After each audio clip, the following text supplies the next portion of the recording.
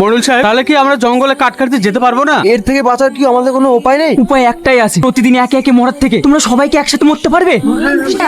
একসঙ্গে মরবো মানে? আমরা সবাই মিলে জঙ্গলটাকে ঘেরাও করে দেখবো ওখানে এমন কি আছে যে প্রতিদিন গ্রামের একটা করে মানুষকে মরতে হচ্ছে। তোমরা সবাই প্রস্তুত হও, আমরা কালকে জঙ্গলে হানা দেবো। কি ব্যাপার তুই না, তুমি আমাকে পার্কে ঘুরতে যাওয়ার নাম করে জঙ্গলে নিয়ে আসলে কেন? আজ তোমাকে একটা সারপ্রাইজ দেবো বলে জঙ্গলে নিয়ে এসেছি। তার আগে তুমি চোখটা বন্ধ করো। এই না, বন্ধ করলাম।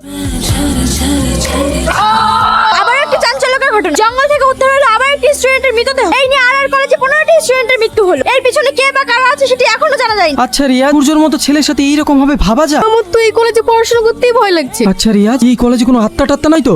এই তোমরা তো সবাই এক জায়গাতেই আছো, চলো আজকে পার্টি করবো। তোর কি সবসময় মনে রং লেগেই থাকে নাকি? এমনিতে একটা বন্ধুর জন্য টেনশনে মরছি আর চলে এসেছে পার্টি মারাতে। সারা এখান থেকে। এই কি এমন খারাপ কথা বললো? জো গরম দেখাচ্ছিস? হ্যাঁ, ওকে কিছু বলে তোর তো গায়ে লাগবে। চত্ব সব। খুব সুন্দর না জায়গাটা? কি হলো, তোমার মুড অফ হয়ে গেল যে? সুমনের মা ফোন করেছিল, ওকে নাকি কাল রাতে থেকে খুঁজে পাওয়া যাচ্ছে না। সুমনকে খুঁজে পাওয়া যাচ্ছে না?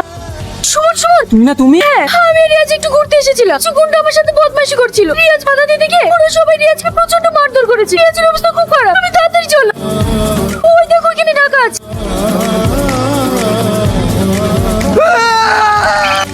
কি ভাবছো? না না কিছু না, চলো। কি? ঠিক আছে ঠিক আছে, আমি এক্ষুনি আসছি। তুই না, আব্বা খুব অসুস্থ, আমাকে এক্ষুনি একবার গ্রামে যেতে হবে। মা, আব্বা কেমন আছে? আগের থেকে এখন একটু ভালো আছে।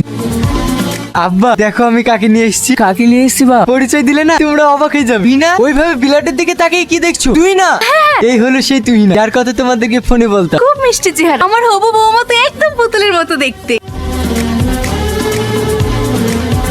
রিয়াজ আঙ্কেল কি হসপিটাল থেকে নিয়ে চলে আসলেন আন্টি? হ্যাঁ, ডাক্তারবাবু ছুটি দিয়ে দিল। জঙ্গলটা খুব সুন্দর তাই না? সামনের দিকটা আরো সুন্দর। তুই না গাছটার দিকে তাই কি ভাবছো? জানো এই গাছটার একটা ইতিহাস আছে। আজ থেকে 12 বছর আগে এই জঙ্গলে রাক্ষস থাকতো।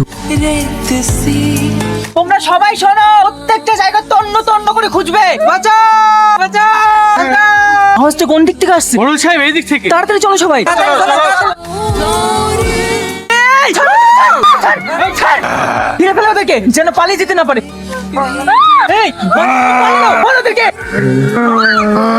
সাহেব, পাঁচের দিকে খুঁজে পেলাম না, জঙ্গলের মধ্যে খুঁজে যেন হারিয়ে গেল। পালিয়ে যাবে কোথায়? আগে এদের ব্যবস্থা করি, আর যেভাবে হোক ওদেরকে খুঁজে বের করে শেষ করে দেব। এই কিছু জ্বালানি করে নিয়ে আয়, জ্যান্ত পুড়িয়ে মারবো এদের।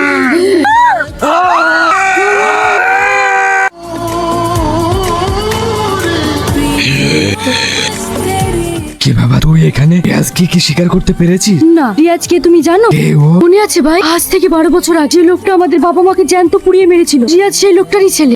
তাই যদি হয় তাহলে শপথ কর ওই গ্রামের একটা মানুষকে বাঁচতে দেবো না।